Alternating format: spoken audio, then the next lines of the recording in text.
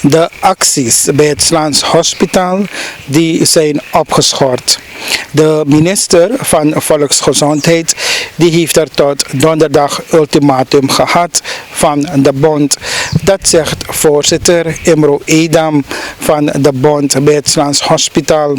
TBN, Prime Alert, sprak er met hem en Edam die ging er als volgt in op de volgende vragen. Wat ik u mee kan geven is dat vandaag we in vergadering waren en zo'n uur van 10 uur hadden we een gesprek met de directeur en tegelijkertijd een uur tegen 11 hebben we een schrijver gehad van de minister die in verband, de schrijver dat we eerder 29 hebben verzonden naar de minister van Volksgezondheid toe, hebben we daarop reactie gehad en het is nu dat we weer een tegenreactie moeten schrijven naar de minister toe. Dat krijgt hij alsnog, ik denk of het morgen is, maar om aan te geven wat we vandaag allemaal in de vergadering hebben meegedeeld aan de leden, is wat wij met de directie aan tafel vandaag hebben gezeten en veel kon hij ook niet aangeven, want we weten ook allemaal wat de probleem van het declareren van de middelen die de ziekenhuizen via SZF moeten ontvangen. We weten ongeveer dat het niet alleen een directieprobleem is. Ik denk dat het op een hoger niveau opgelost moet worden en op basis daarvan hebben we de medewerkers die eigenlijk niet alleen hun salarissen zouden moeten ontvangen, want de schrijven die we 29 hebben verzonden naar de directie, zowel de minister, gaat over salaris en de emolumenten. Onder emolumenten verstaan we de kledingsgeld die volgens onze wensenpakket dat eind januari uitbetaald zou moeten worden.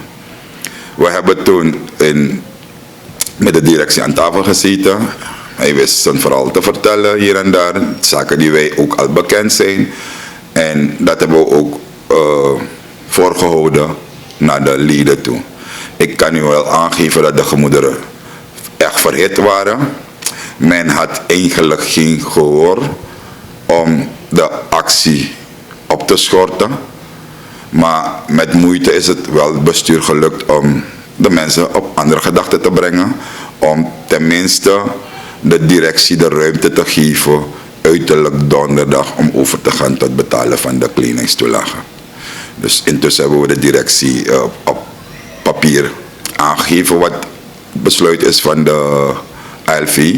En het zal aan hem nu liggen om samen met financiën te kijken hoe men aan de middelen komt, zodat er rust teruggekeerd kan worden in het ziekenhuis. Ja. Heer Edam, u sprak er vrijdag over structureel en duurzaam. Daarvoor gaat u wanneer het aankomt op de uitbetalingen van het personeel. Waarom hebben jullie dus nu gemeend om toch wel water in de wijn te doen? Nou, ten eerste moet ik wel aangeven dat wij een schrijf hebben gestuurd naar de minister van Volksgezondheid. Maar in principe is niet de minister van Volksgezondheid onze gesprekspartner. Het is de directeur die de gesprekspartner is van de bond. En op basis daarvan weten we dat het niet een probleem is van de afgelopen maand, maar het is al jaren wat er eigenlijk speelt.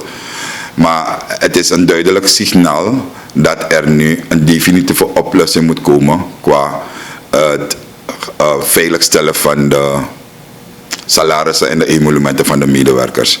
Hoe men dat zal oplossen, weten we niet. Alhoewel wij in onze schrijven naar de minister toe onze voorstel hebben gedaan over die buffer. Ik kan u aangeven dat in het verleden we dat al eerder hebben gedaan. Hoe deze regering wenst op te lossen, weten we niet. Maar in elk geval heeft de minister wel een reactie gegeven.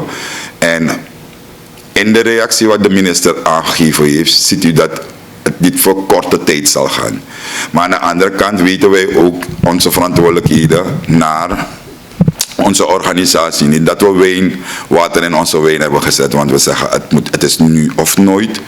Maar de regering moet ook de ruimte krijgen om zijn ding te doen. En tegelijkertijd ook weet dat men eigenlijk een duidelijk signaal heeft gegeven. En dat, zoals de minister in zijn schrijven heeft aangegeven, dat de regering zo snel als mogelijk dat zal oppakken. Kijken we ook uit wanneer dat wordt. Maar dat staat nog steeds pal overeind dat wij gaan voor duurzame oplossing ten aanzien wanneer het zou gaan over het gaan aanstellen van de salarissen en de emolumenten. Ja. U praat over opschorten, heer Edam, niet over opheffen. Hebben jullie ook een termijn vastgesteld? Ja, sowieso. Tot nu toe praten we over opschorten, omdat de zaken die we allemaal op papier hebben aangegeven, dat er nog niet een oplossing is gekomen. Dus we praten nu over opschorten. Ten eerste praten we over de emolumenten die eigenlijk ook eind van de maand betaald moest worden. Intussen is de directeur wel gelukt om de salarissen uit te betalen. En die heeft ook de ruimte om ten aanzien van de emolumenten uiterlijk donderdag te voldoen. En tegelijkertijd ook het andergeen dat we op papier hebben gesteld, dat we in de hele actie gaan opschorten totdat men daadwerkelijk komt met een permanente oplossing. Ja. En de opschorting is dus tot donderdag, zei u? Ten aanzien van de emolumenten is tot donderdag. Maar het kan best wel zijn dat de regering of de directie, ik weet het niet wie dat met de oplossing moet komen, maar met de weinige informatie die ik heb en wat ik allemaal weet, dat zou het vanuit de regering moeten komen wanneer het zou gaan over een bufferstellen. Want de directie, gezien de lichtdagentarieven, ik denk niet dat die dat zal kunnen ophoesten, maar op basis van de schrijven dat we hebben gehad van de minister, dat het kan best wel zijn dat binnen korte tijd dat men met de oplossing komt. Maar zo niet, blijft de actie niet, dat blijft de actie opgeschort totdat men een definitief oplossing heeft kunnen vinden over hetgeen dat we op papier hebben gezet. Ja. En donderdag dus, is er dan een gesprek met wie? Donderdag, we hebben intussen een schrijver gestuurd naar de directeur. En dat wil zeggen, volgens de schrijver zal uiterlijk donderdag de kledingscheld wel op de rekening van de medewerkers moeten zijn. Geschiet dat niet, komen we wel weer vrijdag in vergadering. En op basis van vrijdag de vergadering zal de leden wel beslissen hoe verder. En de opschorting was gelijk per vandaag, maandag?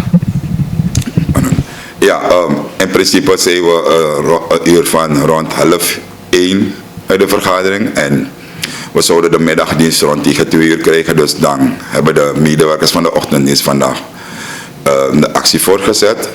En ze zijn zo rond tegen 1 uur naar huis gegaan. Dat wil zeggen dat de middagdienst en de nachtdienst normaal voor vandaag worden gedraaid. En morgenochtend hervat de medewerkers hun normale reguliere dienst gewoon tot donderdag. Was de zorg hier bij het Slaans Hospitaal onder druk met jullie acties?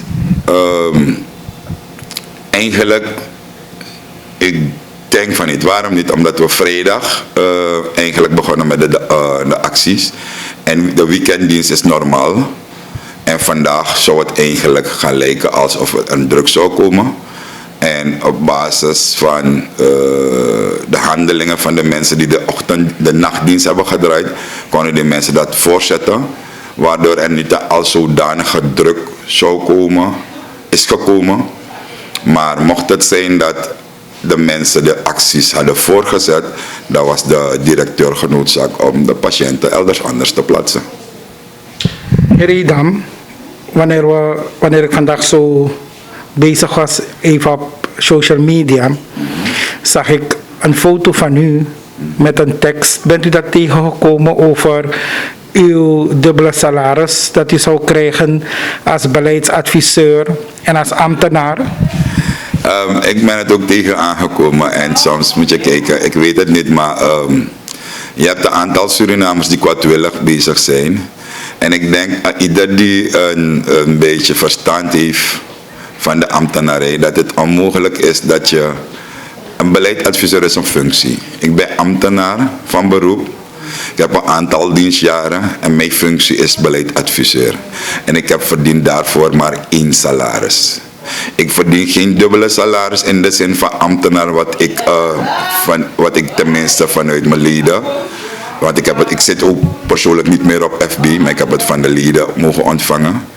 dat het van geen kanten klopt. Ik heb ook begrepen dat ik vanuit de vakbond 15.000 moet begrijpen. Maar in elk geval, om de zaken duidelijk te maken naar de buitenwereld toe. Althans, deze vakbond waar ik leiding geef, ik geef leiding aan...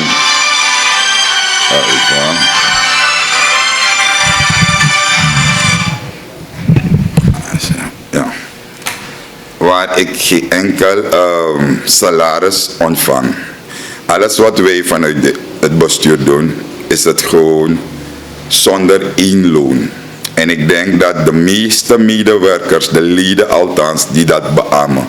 Want dat kunnen ze terugzien wanneer we bezig zijn met onze financiële verslag.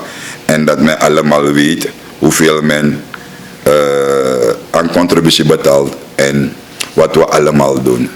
Ik denk dat wij de enige bond zijn die alles terugvloeit naar de medewerkers toe. Dat is het kan in de vorm zijn van eind van het jaar dat men een pakket krijgt. En zoals u hier ziet, zijn een aantal, al deze foto's, u moet ook voorin kijken, zijn al deze mensen worden jaarlijks gewaardeerd in de vorm van een ticket. Nu hebben we corona, waar men moeilijk op reis kunnen gaan, waardoor men soms die tegenwaarde krijgt. Dus wanneer het zou gaan over BPLA, waar EDAM leiding geeft, dan hebben wij tot nu toe nooit een behoefte gehad om een salaris te innen. Laat dat duidelijk zijn. Ik heb wel gehoord van andere overgebonden dat men een percentage neemt, maar deze vakbondsleider zal dat niet meer doen.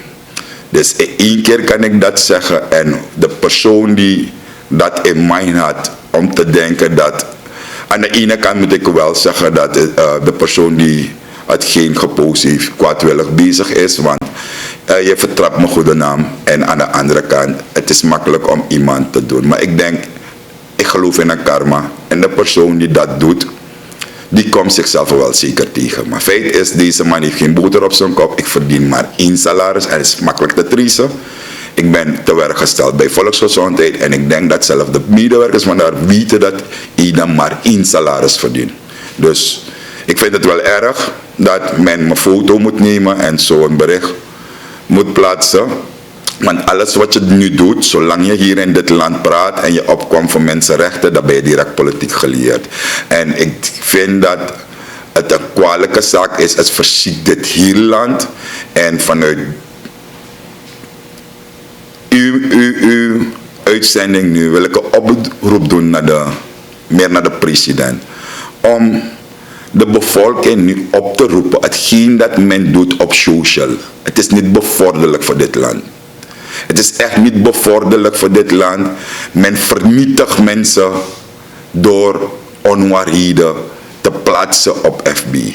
Ik probeer ermee te dealen omdat ik zeg een ring geweten die vrees geen aanklaat. Maar sommige mensen kunnen dingen klakkeloos overnemen zonder om te weten of op onderzoek uit te gaan wat wel op waarheid zal gaan berusten. Maar nogmaals, ik denk niet dat beleidsadviseur 2 salarissen verdienen. Of je ambtenaar bent, kom je wel in de functie als beleidsadviseur. Althans, laat het zeggen wat mijn geval, want misschien zijn er andere procedures ergens, ik weet het niet.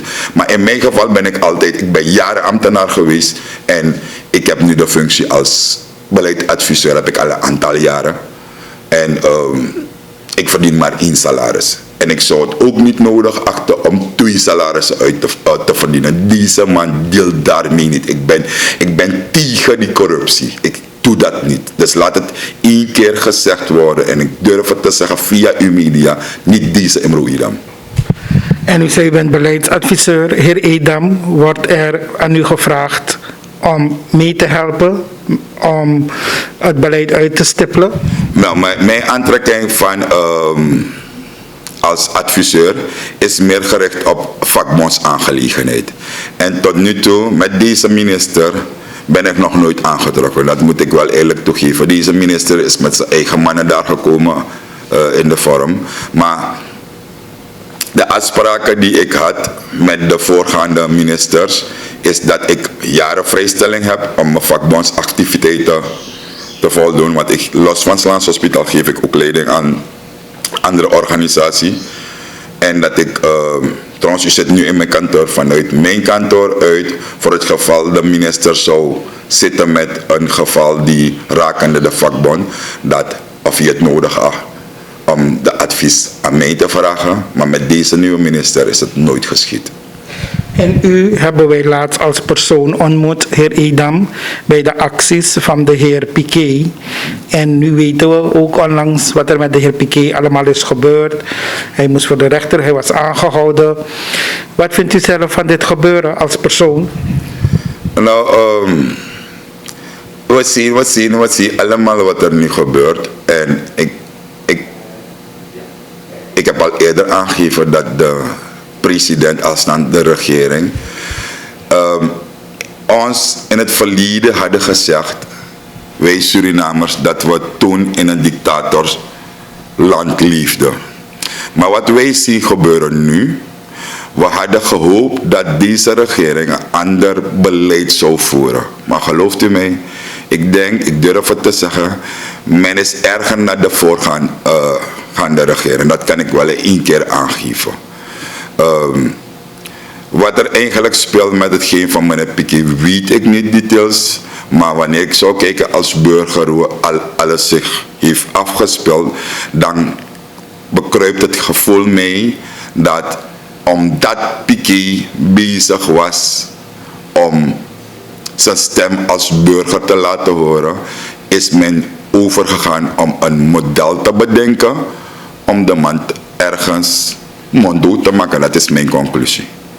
Ja. En u zegt deze regering, u hebt het gevoel dat deze regering toch veel erger is dan de vorige. Op basis waarvan zegt u? Op basis van de aanhouding van Piquet? Op basis van een aantal beloften die men in het verleden had gedaan. En je had gehoopt als Surinamer dat het anders zou gaan. Kijk, ik heb ook gezien de protestactie van laatst jongsleden. Dan moet u kijken, het is een vreedzame actie geweest. Maar wanneer je tenminste zou kijken de opstelling van de politieagenten, dan denk je, zeg van hé, gegeven ogenblik waren er meer agenten dan de demonstranten zelf. Ik bedoel dat je verwacht dat eigenlijk niet van een regering die niet lang geleden heel veel had gesproken over democratisch, die heel veel had gesproken over dictatuur. Dus dat had je een ander ding verwacht. Maar zo te zien, ik heb de zaken in het verleden wel nauwkeurig gevolgd en ik zie niet dat men tenminste verschilt van de vorige regering. Ik zie meer zelf en misschien zelf ook erger. Dat kan ik wel aangeven. En ik denk na mij vele Surinamers dat ook kunnen beamen.